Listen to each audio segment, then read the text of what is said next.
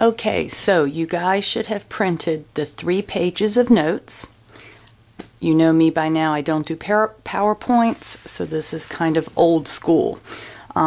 Luckily, this is a pretty easy day, wasn't very heavy on notes. We were going to look at some bad stats from newspapers, etc. So this video shouldn't be too long. I've got cats and dogs running around, but luckily not kids, so we'll see how this goes. So first of all, the very first page you printed is just reminding you of your homework, and it gives you the key to the dentist's box plot you should have already done. So you can check your work just from the printed copy. And the dentist box plot was very clear. It did show skew, all 3 clues lined up. So the dentist data is right skew. So you can check that for yourself. The second page of notes I've put up on the whiteboard here, but you have in front of you, so it's okay if you can't see it in the video. We did IQR, which was the spread with the median last time. Today we needed to go through the measure of spread or variation that goes along with the mean, and that is called standard deviation. So on your sheet, you'll see that notation is really important. Sample standard deviation is denoted by S. I wrote my S 2 different ways. It's kind of whatever I write on the board, a little cursive S or a regular S, however you want to write it. Population standard deviation is lowercase sigma.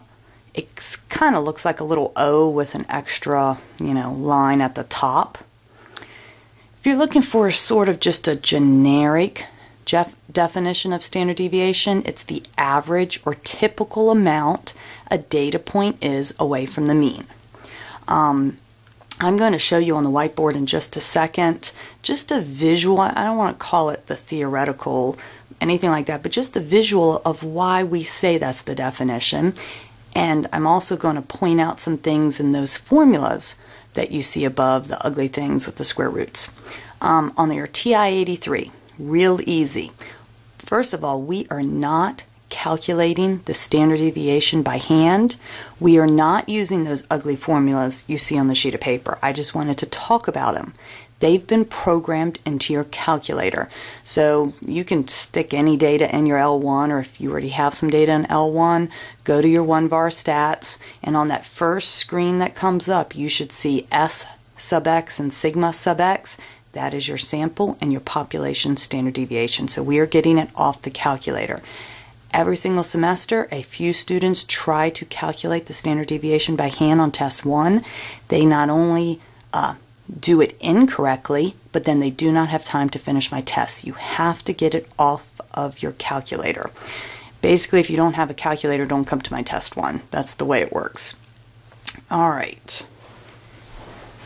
So first of all, again, I'm going to point to the sheet, but you can kind of look at, the sheet that's printed in front of you. There's a couple of visual differences in these formulas that I've shown for the sample and the population standard deviation. One of the differences is just notation. If you look at the sample standard deviation, you will see that I used an X bar inside of that parenthesis term, and on population standard deviation, I used a mu. I was just keeping up with our correct notation. X bar is sample mean, so I used it inside of sample standard deviation.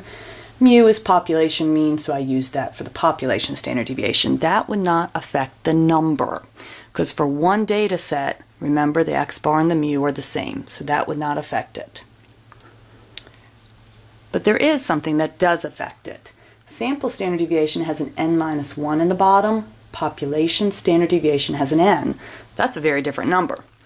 The best, probably easiest way without getting too fancy here, in real life we can, with computers, generate a really large data set, call it our population. We can have the computer take samples, calculate, the sample standard deviations from that, because we're always in real life trying to use the sample standard deviation to help us estimate the population standard deviation. So anyway, when we were doing that, well, not me, but historically, we realized when we were dividing by n, the sample was not giving us a very good estimate of the population. But when we divided by n minus 1, it gave us a much closer estimate. So that's probably the best way to kind of understand why there's a different term in there. What's interesting too is on SPSS, our stats package that we're going to be doing sometime soon, I think this week, SPSS gives you standard deviation. It is actually giving you the sample standard deviation. That is the default because SPSS knows in real life you never have a population, you have a sample. There are ways to convert it if you really did have a population, but the default for SPSS is to give you the sample standard deviation, and it doesn't even use the word sample, it just calls it standard deviation. You can kind of see it seems like we're adding something up, and well, particularly if we look at the population one, adding something up and dividing by how many. So it kind of seems like we're doing an average in there somehow, and that's pretty much why we're calling standard deviation as the average. I'm going to write on the board now just to show you a tiny little background. You don't necessarily have to write this down. This is probably part of the video where if you'll just watch for a minute and hopefully I'll write big enough where you can see. So here's a distribution. I drew it unimodal and symmetric because since I am talking about means and standard deviations, right, they can't be used for skewed data. Obviously there's some spread here. You see spread. The mean would be in the middle. You know, like we have a data point probably way out here. He's pretty big on the high end. Here's a data point, you know, I don't know, medium on the low end. Here's a data point that's just a tiny bit bigger on the high end. Here's a data point that's a whole lot smaller on the low end. So you could, these horizontal lines I've drawn are really representing this parenthesis x minus u parenthesis, the difference between the x and the mean. But the problem is, because, you know, if you're thinking about an average, okay, just add them up and divide by how many, and that would give you the average distance a data point is away. But the problem is, and we see this problem a lot in statistics, these are going to be positive numbers, these are going to be negative numbers. You kind of think of them as distances, but these would be positive and these would be negative. And when we put positives and negatives together in mathematics, they go to 0, right? So there's a few things in mathematics we can do to like get rid of negatives. Absolute value, but that's not as powerful for what we need. So the other way we get rid of negatives in mathematics is to square things. And that is why you see a square here. So really, what I'm going to do is take the distance, the difference, and I'm going to square it. So we're going to do the squared distances or the squared deviations. And then we're going to add them up. Sometimes this is called the sum of squared deviations. Sounds all fancy, just says, hey, calculate how far you are, square them, add them up. And then I'm going to divide by how many, so kind of getting that average in there, right? And then I'm going to take a square root. Now, do understand, that square root and that little square in the numerator do not cancel out because mathematically the n is not squared. So you can't just get rid of that square root and square. But in some sense, we blew up those distances, right? Those differences by squaring them. So we're taking a square root at the end just to try to bring it back down. Even though it doesn't bring it back down completely, at least it brings it back down somewhat so we feel comfortable with this generic definition of standard deviation. Another way to think about it, particularly coming from the what are the units of the problem standpoint, let's say this was adult female heights. And I calculated how far each lady was from the mean, but I squared those distances. So I would have been up to squared inches, but then at least when I take the square root, I've gotten it back down to the original unit of inches. So that's one way to think about it too. Yeah, I think that's all I want to say with the standard deviation. What's interesting is median and IQR, after, since we're done with box plots and after test 1, we will never use that again in Math 220. All of higher statistics, everything we're doing the rest of the course is based on the mean and the standard deviation. So standard deviation is really a critical thing. We're going to be using standard deviation in our next topic, the empirical rule, on Wednesday. But for the actual number crunching, we kind of make it easier, at least I do, by just pulling the numbers off of the calculator. So just a little bit of background on that. So now it's just a couple of little tidy up things. These next two sheets I did not have you print out. I just wanted to briefly go over them. Last week we talked about our specific criteria for outliers according to our box plot. And just by box plot's very nature, outliers are defined as really high values, really low values. There was a statistician, Winkler, and he really wanted to move away from that. He wanted to identify data points that just don't fit with the rest of the data set. And sometimes they're too high, and sometimes they're too low, but sometimes those data points that are oddballs are actually right in the middle of a data set. So this is, he generated basically a data set that would look like a parabola. Nice curve you see there. We're not going to study those in 220, but it's a nice visual. But there's a point right in the middle, right there. And you can see that point in the middle does not fit with the rest of the points. But if you put this data in order, that point in the middle, you would never catch it because it's not too high or too low. So he coined the term inliers. So the most important thing is to always look at your data and to try to visually see what data points are not fitting. And this shows it nicely that there's a data point in the middle. Along this, getting into some real data, also, while I switch this, I'll talk. A lot of people think, oh, if the data points don't fit, they're bad. You need to get rid of them, something like that.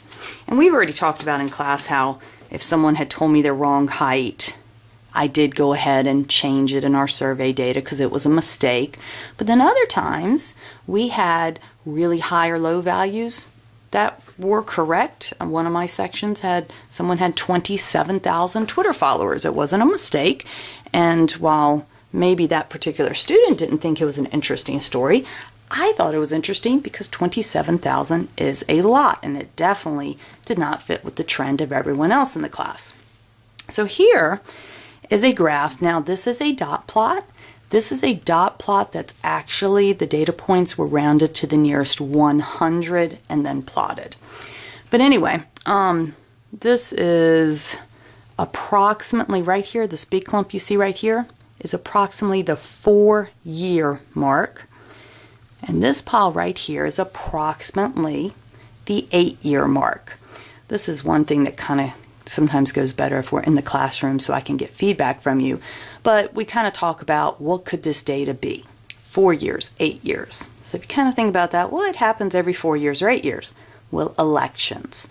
So this is the real data of how long, and this is a few years old, so I guess we haven't included Obama in here, but how many years, not how many years, how many days the presidents were in office, okay, and we plotted them.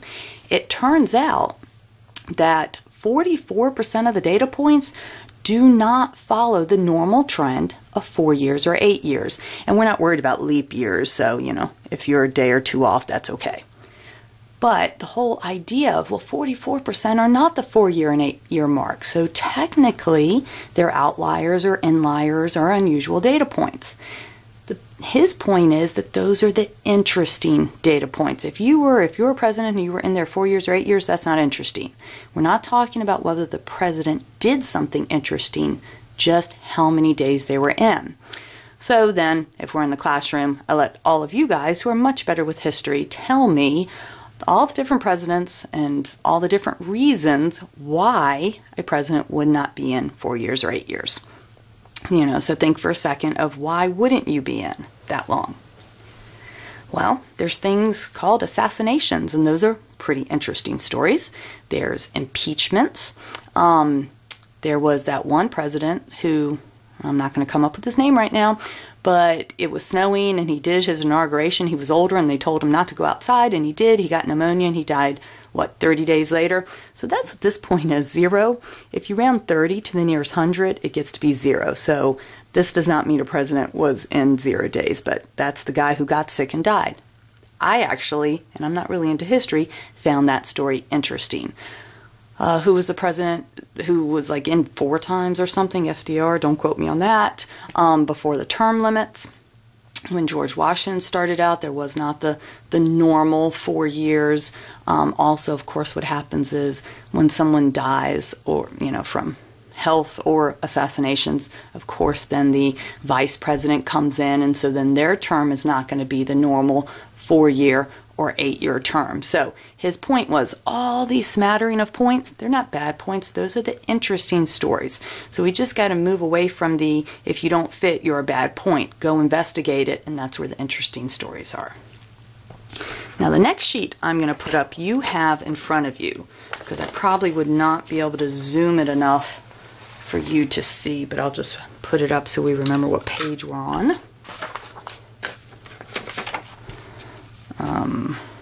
Start with this part.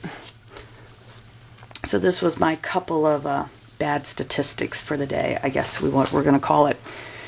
So home births in U.S. increased 20%. This was in my local paper. You can see that it was from Associated Press.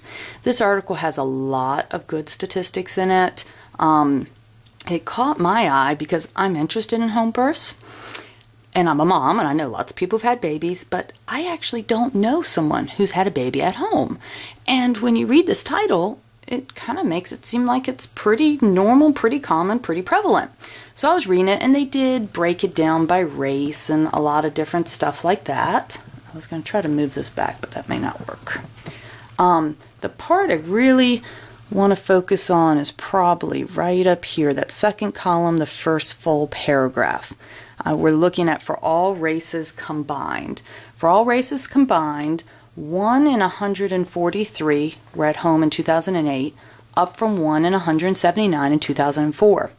Well, those are fractions. We can tell they're pretty small. Again, most people probably can't wrap their mind around that. If you actually turn those into percent, it's something like 0.6% and 0.7%. That is a 20% increase, but it is still below 1% of babies born at home.